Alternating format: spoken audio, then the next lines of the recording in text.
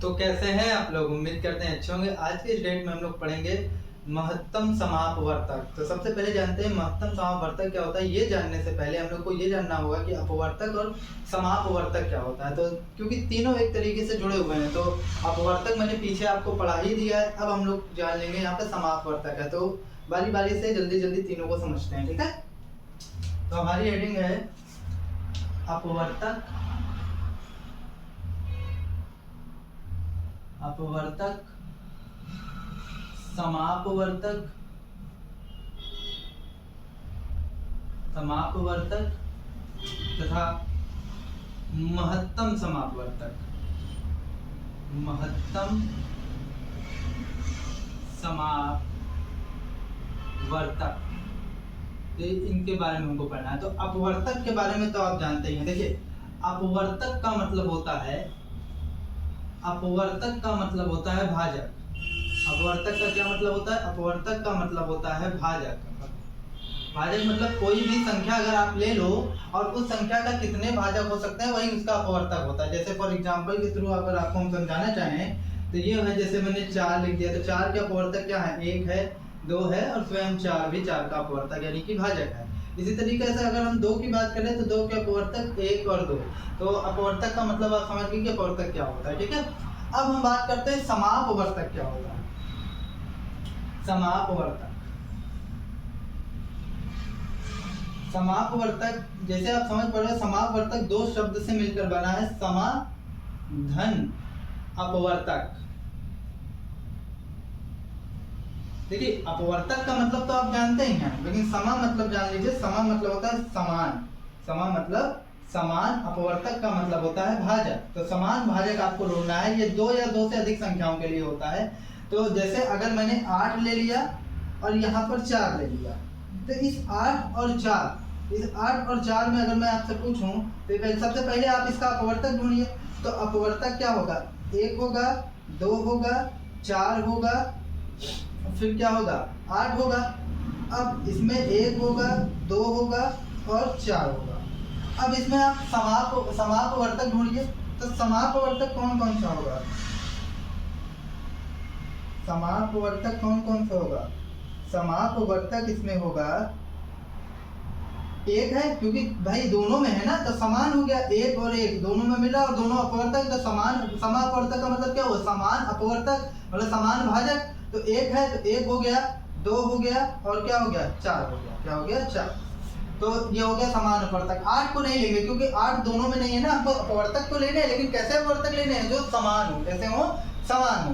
तो अब आगे देखिए, अब बात करते हैं महत्तम समापवर्तक की। महत्तम समापवर्तक की, महत्तम समापवर्तक की।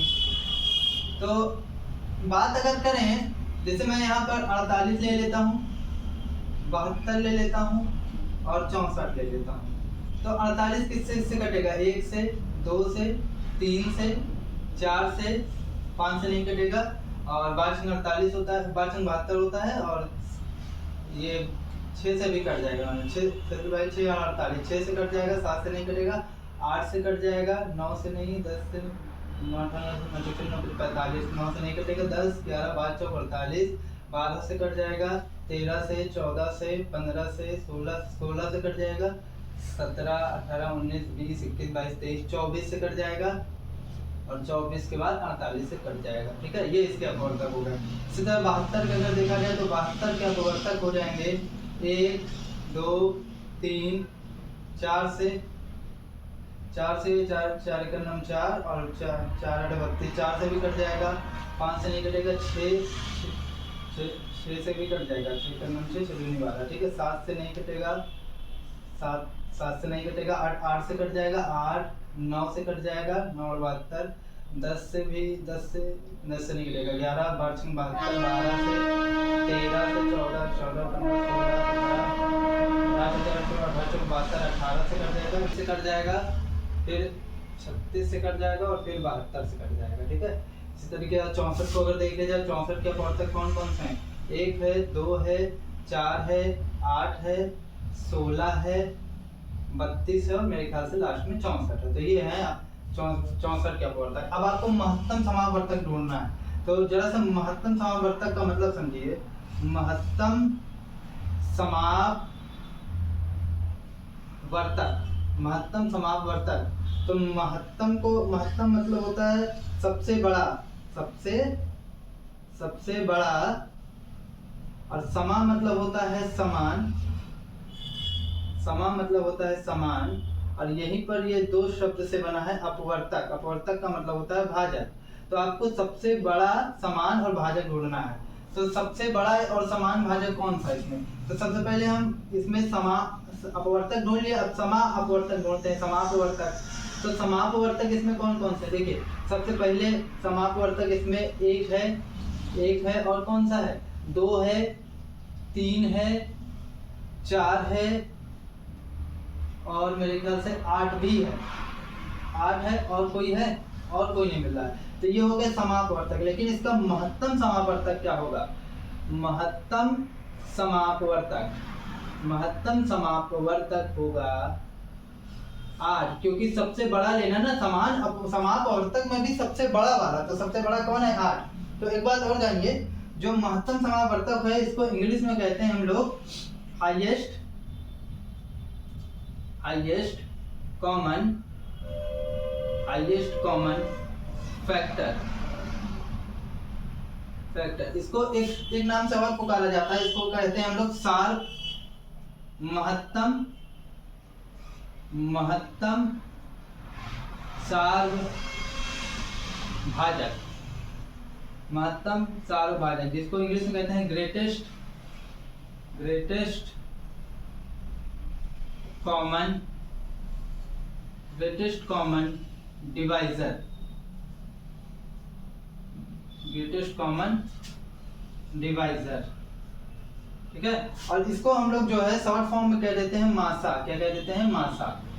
शॉर्ट फॉर्म में मासा कह देते हैं। इंग्लिश में अगर कहना हो तो इसको हम लोग कह सकते हैं HCF, और यहीं पर इसको हम लोग इससे भी कह देते हैं, इसको हम लोग GCD भी कह सकते हैं, ग्रेटेस्ट कॉमन डिवाइजर। तो यहाँ देखिए कुछ संख्याएं और उसके अपवर्तक लिखे गए हैं, जैसे 45, 60 और 72 के अपवर्तक 1, 45 का अपवर्तक 1, 3, 5, 9, 15 और 45, 60 का अपवर्तक 1, 2, 3, 5, 6, 10, 12, 15, 20, 30 और 60, फिर 1, 2, 3, 4, 6, 8, 9, 12, 18, 24, 36 और 72, इस तरीके से इसके अपवर्तक यहाँ लिख दिए गए। अब सबसे पहले आपको महत्तम समापवर्तक निकालना है, तो सबसे पहले आपको समापवर्तक ढूंढना पड़ेगा।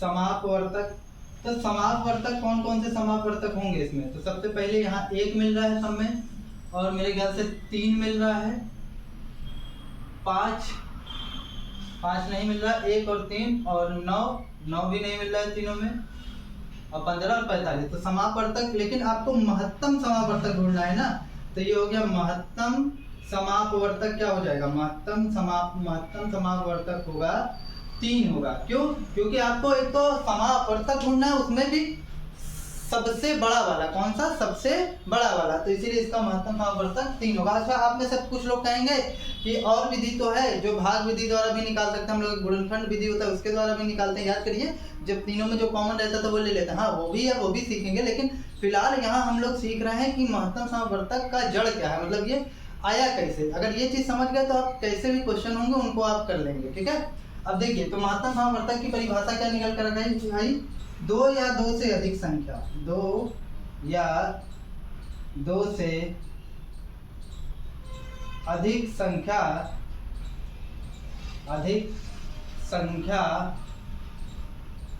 का सार्व अपवर्तक। सार्व अपवर्तक मतलब जो सब में, मतलब दोनों या 2 से ज्यादा अधिक संख्या हो, उसमें उसके जो अपवर्तक हैं जो सब में मिल रहे हो, सार्व अपवर्तक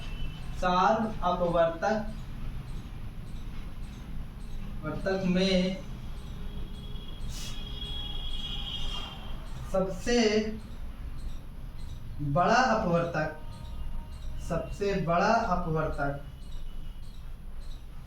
बड़ा अपवर्तक महत्तम समापवर्तक कहलाता है। महत्तम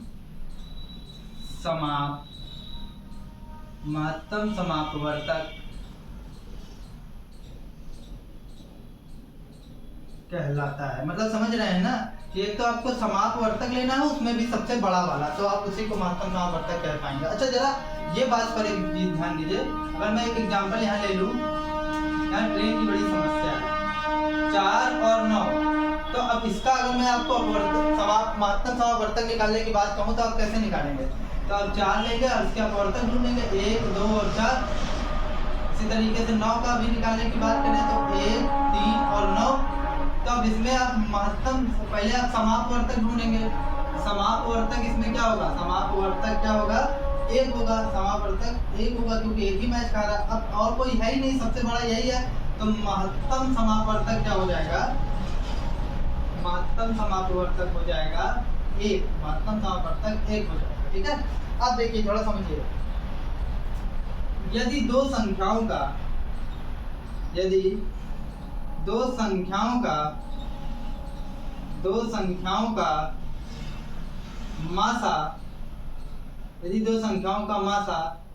सदैव 1 होता है, सदैव 1 होता है, मतलब आप निकाले ऐसी दो संख्या जिनका मासा हमेशा 1 आ जाए। क्या आ जाए? 1 आ जाए। जिनका मासा 1 हो जाता है, सदैव मत लिखिए। जिनका मासा 1 होता है वह संख्या सअभाज्य संख्या कहलाती है। सअभाज्य संख्या कहलाती है। मतलब अगर 2 से या 2 से अधिक संख्याओं का मासा 1 हो जाए तो वो सअभाज्य संख्या कहलाएगी। आइए अब हम लोग कुछ महत्तम समापवर्तक करने का प्रयास करते हैं। जैसे अगर मैं बोल दूं 8 और 16 के महत्तम समापवर्तक के बारे में आप क्या कहेंगे? तो 8 और 16 का महत्तम समापवर्तक निकालने के लिए आपको 8 और 16 का क्या निकालना पड़ेगा? अपवर्तक निकालना पड़ेगा। और भी विधि है आल्दो इनको करने की, लेकिन पहले हम इस विधि से सीखेंगे, फिर गुणनखंड विधि और भाग विधि सीखेंगे। 1, 2, 4 और 8 इसके अपवर्तक, फिर 1, 2, 4, 8 और कुछ 16। ठीक है, तो इस तरीके से इसका महत्तम समापवर्तक क्या हो जाएगा? महत्तम समापवर्तक हो जाएगा। महत्तम समापवर्तक 8 हो जाएगा क्योंकि एक तो समान भी है, ऊपर से सबसे बड़ा भी है और अपवर्तक तो है ही। ठीक है, अब 12 और 14 की अगर मैं बात करूं, 12 और 14 इसका अगर आपको बोल दे महत्तम समापवर्तक निकालिए तो 12 1 से, 2 से, 3 से, 4 से, 5 से नहीं, 6 से और 7, 8, 9, 10, 11, 12 से। ठीक है, 1 से, 2 से और 3 से नहीं, 4 से नहीं, 7 से और 14 से। तो इसका महत्तम समापवर्तक यानी सीधे कहीं मासा अगर निकालने को बोल दे तो मासा इसका क्या हो जाएगा? इसका मासा हो जाएगा 2। क्या हो जाएगा? 2, क्योंकि सबसे बड़ा समान अपवर्तक यही है 2। तो इस तरीके से आप इसको निकाल सकते हैं। अच्छा, इस एग्जाम्पल से हम एक चीज देखते हैं कि जो पीछे एग्जाम्पल पढ़े थे और ये एग्जाम्पल से कि दो सअभाज्य संख्याओं को इंग्लिश में कहते हैं कोप्राइम। क्या कहते हैं? कोप्राइम। दो सअभाज्य संख्या का मासा सदैव 1 होता है। सदैव 1 होता है। भाई यही तो परिभाषा थी, अगर मासा 1 हुआ था तभी तो हम उसको सअभाज्य संख्या कहे थे। नेक्स्ट, 2 या 2 से अधिक, 2 या 2 से अधिक संख्याओं का मासा, अधिक संख्याओं का मासा उन संख्याओं से छोटा या उन संख्याओं में सबसे छोटी संख्या के बराबर होता है। सबसे छोटी संख्या के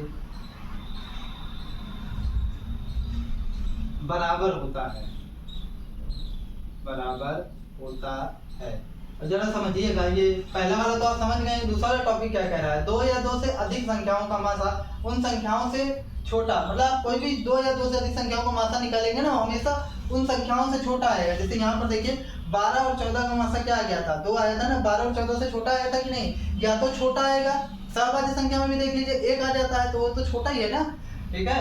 मात्रा उन संख्याओं से छोटा या उन संख्याओं में सबसे छोटी संख्या के बराबर होता है। मतलब या तो उन संख्याओं से छोटा आएगा, अगर उसको किसी संख्या की बराबरी करनी भी होगी ना, या किसी संख्या उन संख्याओं में किसी संख्या के बराबर आएगा भी, तो जो सबसे छोटी संख्या है ना उसके बराबर आएगा। जैसे देखिए 8 और 16 का निकाले थे, संख्याओं से छोटा तो नहीं आया, लेकिन किसके बराबर आया, जो सबसे छोटी संख्या होगी उसके बराबर आएगा, सबसे बड़ी वाली संख्या के बराबर नहीं आएगा। तो इसी के साथ आपका महत्तम समापवर्तक टॉपिक समाप्त होता है। आई होप आप महत्तम समापवर्तक यानी highest common factor, greatest common divider समझ गए होंगे। अगर आपको फिर भी कुछ नहीं समझ में आता तो आप कमेंट सेक्शन में मुझसे पूछिए।